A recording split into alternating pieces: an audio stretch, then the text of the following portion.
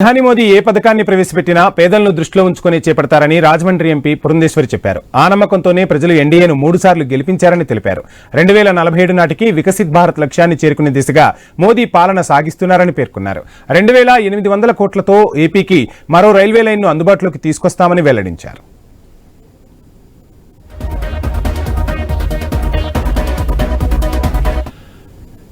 అనంతపురం నుంచి అమరావతి వరకు 20,000 కోట్లతో రోడ్డు నిర్మించబోతున్నామని పురంధేశ్వరి స్పష్టం చేశారు. విశాఖ స్టీల్ ప్లాంట్ను ప్రైవేటీకరిస్తున్నారంటూ అసత్య ఆరోపణలు చేస్తున్నారని తీవ్ర ఆగ్రహం వ్యక్తం చేశారు.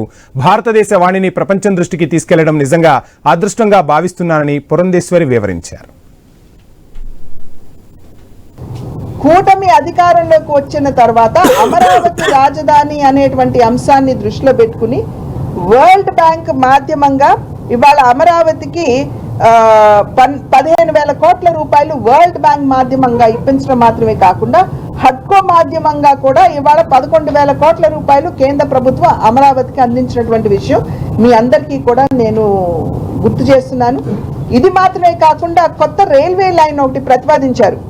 దగ్గర 2,250 కోట్ల రూపాయలతోటి అమరావతిని ఇతర ప్రాంతాలతో అనుసంధించడానికి అమరావతి ఔటర్ రింగ్ రోడ్ అనేదైతే అంటాము దానికి 20,000 కోట్ల రూపాయలు మంజూరు చేయబడింది.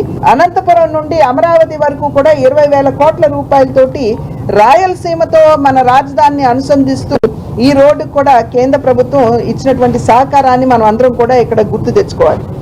అదేవిధంగా పోలవరం వైఎస్ఆర్సీపీ అధికారంలో ఉన్నప్పుడు ఏ మాత్రం ముందుకి జరగలేదు అనేటువంటి విషయం మనందరికీ తెలుసు.